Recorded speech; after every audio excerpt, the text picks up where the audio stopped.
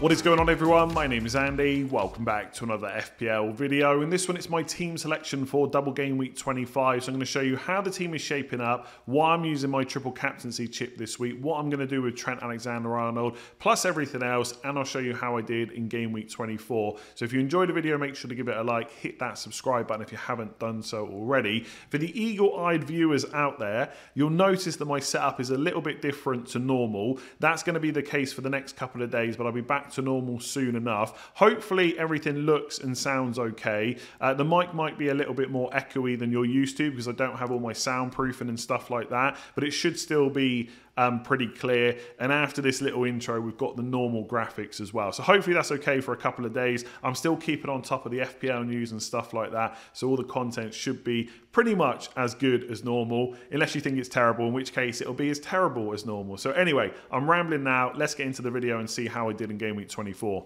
So let's take a quick look at game week 24, which was just an okay week for me. It wasn't a green arrow, but it wasn't a massive red one either. I fell from like 43k to 44k, so it hasn't ruined my season or anything like that. I'm still in the top 50k, which I'm more than happy with at this stage of the season, especially when there's so many game weeks to go.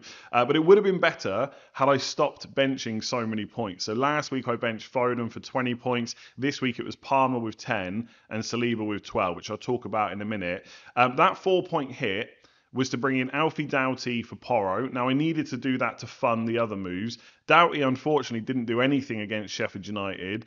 Clean sheets are not something I massively expect from Luton, but Sheffield United at home was a good fixture. And to be fair, his attacking numbers were pretty good in that game. So I don't think it was unfortunate, but I don't think it was a terrible move either. I bought Jota in for Gordon, who was a major doubt going into 24. In the end, he started again and played 90 minutes. He's been a bit of a machine for Newcastle this season, but he did blank and Jota got the goal. And then I bought in Darwin for Solanke. Now, Darwin did get 6 points, but Solanke also picked up an assist as well. So I think overall, for those three moves and that 4-point hit, I'm up like 1 or 2 points. But because I made those moves, I also benched Palmer, which I might not have done had I sold Watkins instead. Now, this does come with a bit of hindsight, right? Had Darwin, Jota got double figures and Alfie Doughty got an assist, I'd be sitting here saying that was a great move.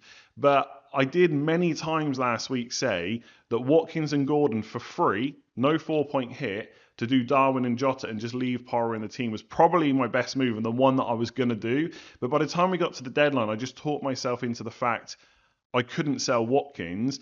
And let's be honest, and I said this last week, the 18-pointer was playing on my mind. Had he blanked against Sheffield United, I would have done that move, no issue, and not taken the -4. So I do think there's a bit of learning there, not to react too much to the week before. But again, there is obviously a bit of hindsight with that because, you know, if the move had worked out, I wouldn't be worried whatsoever. And Watkins did blank, whereas if I sold him and kept Solanke, I would have, even if I'd benched Palmer, I would have still got more points from Solanke because obviously he got an assist. So look, these things happen. It's unfortunate when it happens twice in a row, so many bench points. The only player that I think I could have benched for Palmer is probably Foden or Watkins. Now, they did both blank. I did say on Deadline Stream, one of the reasons I couldn't bench Watkins is because I'd made my choice with the -4 to not sell him. And then I couldn't bench him, right? It just wouldn't have made sense because if I was happy to bench him, I should have sold him. So I think somewhere in there was probably a mistake with my moves. But overall, it hasn't, you know, like I said, it hasn't ruined my season. And it was still an okay week. It's just up until the 90th minute of that Chelsea game, I think I had about a 10k rank, like green arrow basically, rank rise. And then by the 94th minute, it was a small red arrow. It just happens in FPL, right? Anyway, that's the moves, that's the benchings. I think with Saliba's 12 points, but I was just probably never going to play him, so I can't really worry about it. I mean, Trent had an assist in the first half against Burnley. Who knows whether he would have got more had he not gone off injured at half-time. Gabriel got 12 points anyway. And then Doughty against Sheffield United, who I just bought in. Was I ever really going to bench him for Saliba? Probably not. So Palmer's points are a little bit more annoying than Saliba's. I think those things just happen. And it's not the worst thing to have a good bench because it means you've made, at least some of the time, it means you've made good picks and hopefully they'll be helpful in the future. Elsewhere, Haaland back. I think for 70 minutes, people were probably quite worried about him, but he ends up with 2 goals, 3 bonus as well. He was my captain, so 26 points. And I suspect a lot of us are going to captain him in 25 and 26 as well. Saka, absolute legend, because after he had, I think it was one return in 6, there was so many people frustrated, wanted to sell him for hits, and I stuck with him, and he's absolutely smashed it since then. A 15-pointer against West Ham, can't really ask for too much more than that. And then, yeah, Foden blanked, Watkins blanked, Richarlison did as well. But, I mean, with Richarlison, he's had so many returns since he came into my team, I can't really be too frustrated with that.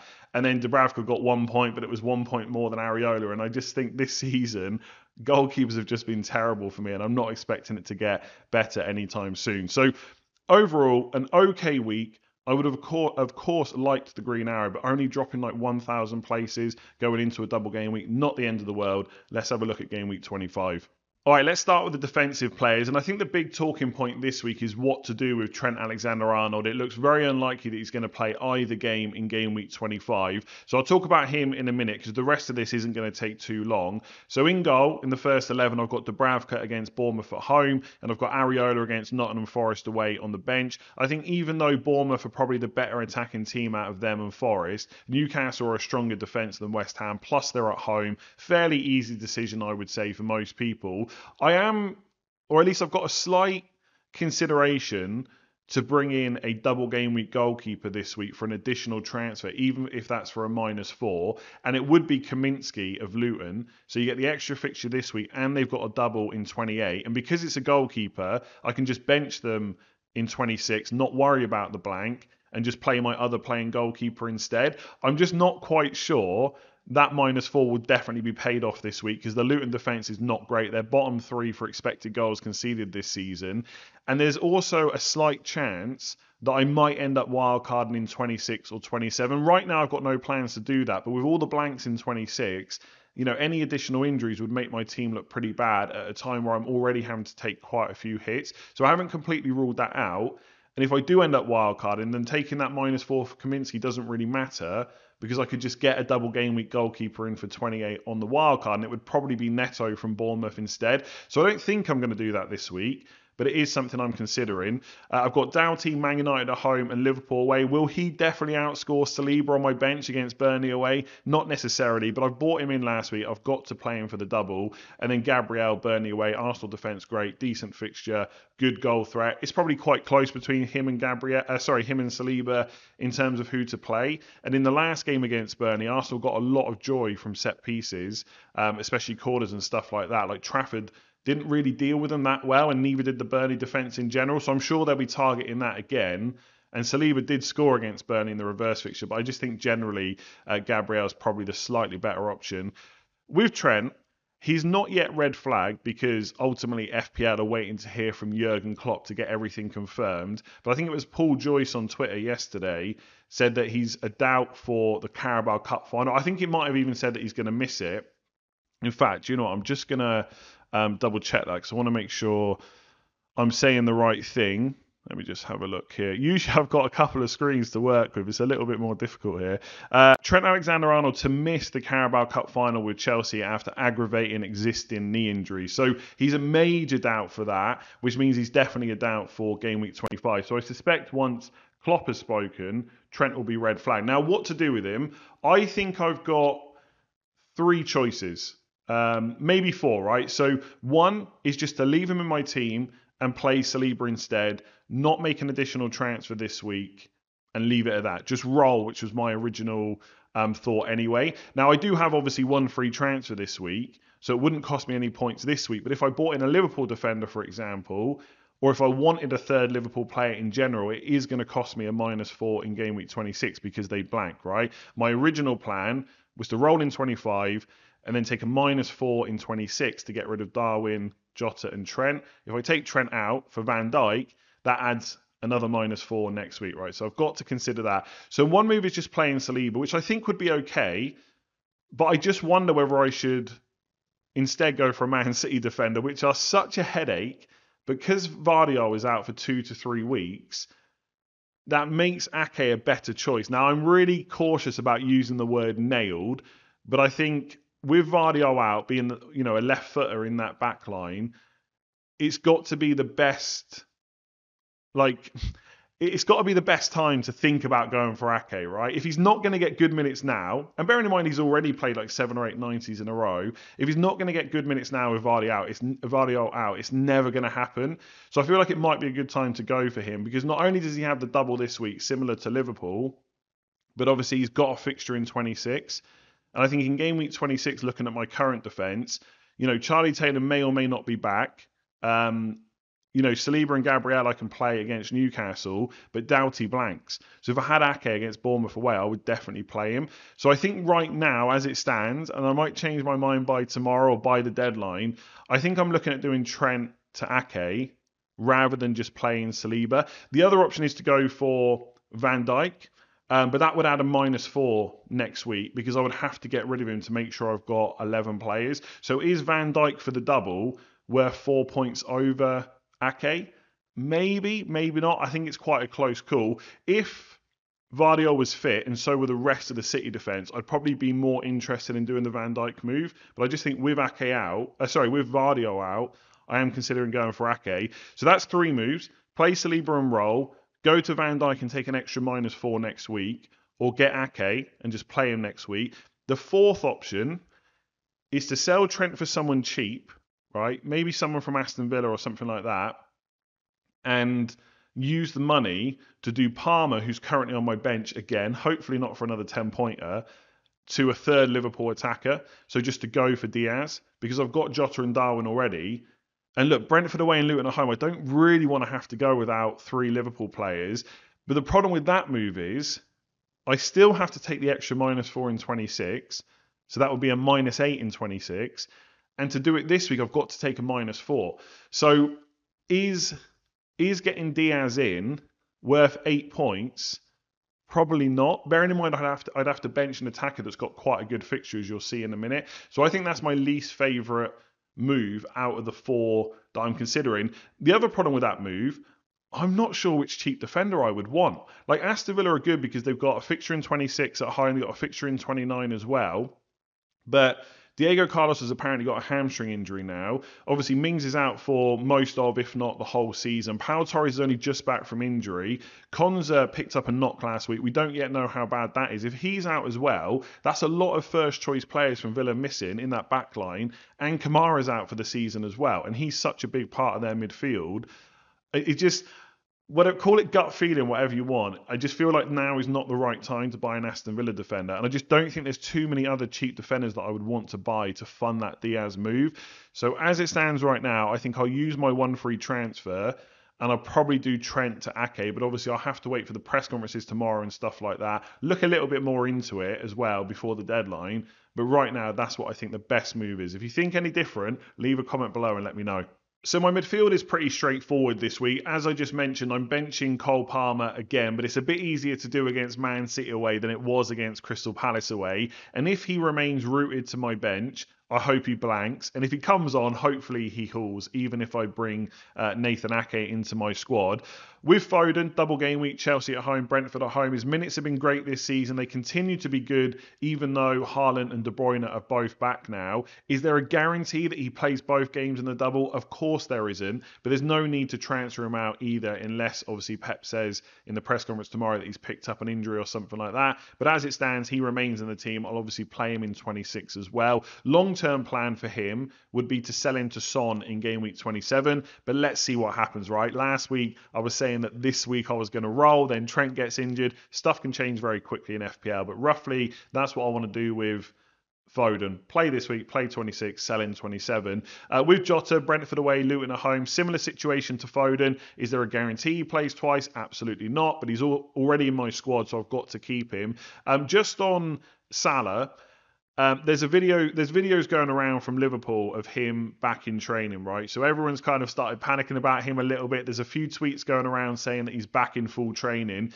I think those tweets are just guessing based on the videos. Just because he's been doing a bit of training does not mean he's back in full team training yet. And if you remember what Klopp said last week, he said he hopes Salah can be involved in parts of training, not necessarily all of it this week. Ultimately, you do not have to make any decisions until Saturday ahead of the deadline, so you can just wait and hear from Klopp tomorrow.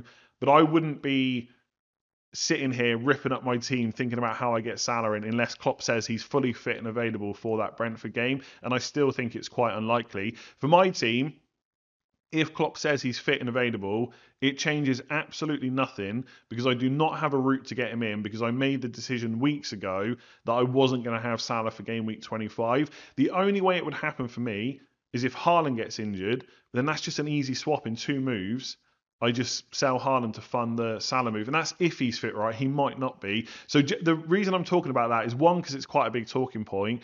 But two, obviously, if Salah is available, it has a knock-on effect to any other Liverpool attackers. But for me, if you've got them already, there's just no need to worry, right? It's just something you don't have to think about. You just play Jota. So that's what I'm going to do. And then my other 2 midfielders that I'm playing ahead of Palmer are Saka against Burnley away. And obviously he's been great recently, really good fixture. Arsenal could definitely go there and score a few goals again. And then Richarlison with Wolves at home. And I just think, although Richarlison doesn't have penalties now with Son back, it's a much better fixture than having to play Man City away. Palmer could absolutely punish me again. He scored a penalty in the reverse fixture in that 4-4 game between Chelsea and Man City.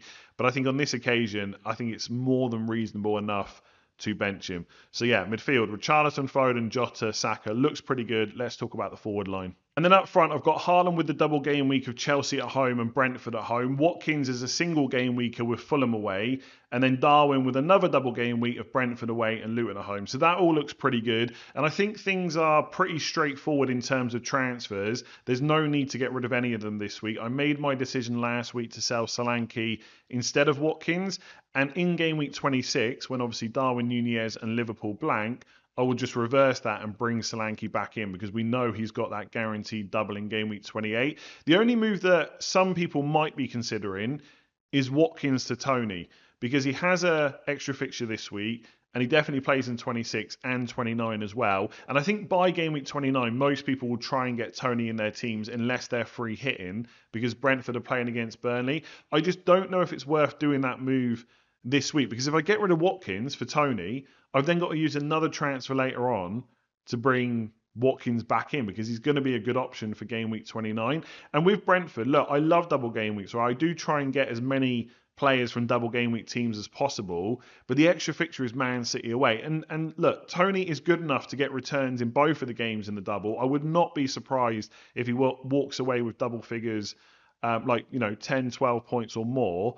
But I don't think it's worth a transfer without that kind of hindsight. So I'm probably going to keep hold of Watkins. As I said with Darwin, my move will be him to Solanke in game week 26. Even though Bournemouth have Man City at home next week, because they've got that guaranteed double in 28, I might as well just bring that move forward.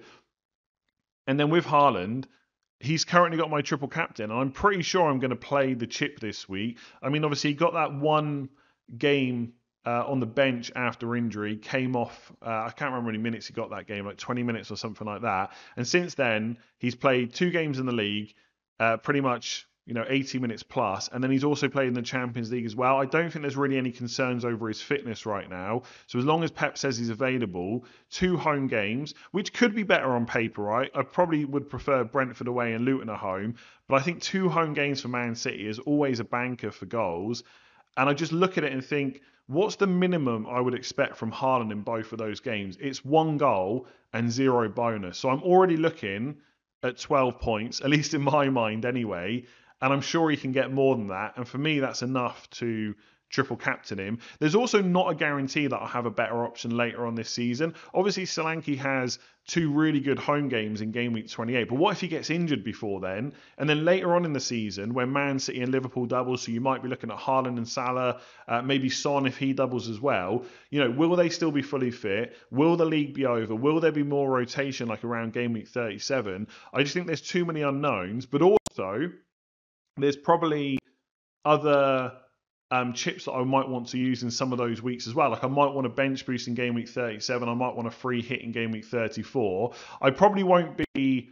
something's just come up on my computer. That's so weird. I probably won't be looking to use a chip in game week 28 like bench boost or anything like that. But I'm just not fully convinced that Solanke is a better option in 28 than Haaland is this week, so I'm more than happy to just go with it and use the chip this week. It's worth saying, if you haven't watched my videos for very long, I don't have a great record with the triple captain chip. I think about 12 points is the highest so far. Plenty of people have had like 15, 20, 25 points. Even some people got 30 from De Bruyne one season. But I think I've got to forget about that and just keep trying to make good decisions, of which some of the triple captain decisions haven't been that good, but I think this one is. So that's the team. I was hoping to roll, but unless Klopp says Trent is fully available, which I don't think he's going to, I've probably got to deal with that. And even if I was to roll this week, so just play Saliba, I'd have to get rid of Trent next week anyway. So it's either roll and take a -4 and get rid of 3 players next week, or it's Trent to Ake this week and then still take a -4 next week, but just remove 2 players instead, which would be Darwin and Jota. And I think just with Ake, Man City will, just to go back to it, Man City will probably blank in 29. That's almost a certainty. But I don't think there's so many good defenders that play that week that it's worth bringing that move forward to this week. Like, I can't buy like a Spurs defender, for example, back because they blank in 26. So I think the move will be Trent to Ake, and I'm going to triple captain Haaland. And after that, we just hope that, you know, the scores, the points all come in and it's a massive green arrow. So thank you very much for watching. If you've enjoyed that, hit the like button and subscribe if you're on YouTube. Rate 5 stars if you're on podcast. Just a couple more days with this kind of setup. I think it's okay, right? The picture should look good. I think the sound is okay. It's probably just a bit more echoey on my channel than you're used to because I don't have all the soundproofing and stuff like that. But it's not awful. Hopefully that was more than listenable. You've got a couple more days of it and then I'll be back to normal. So thanks for watching. Give it a like, hit subscribe, and I'll catch you again tomorrow.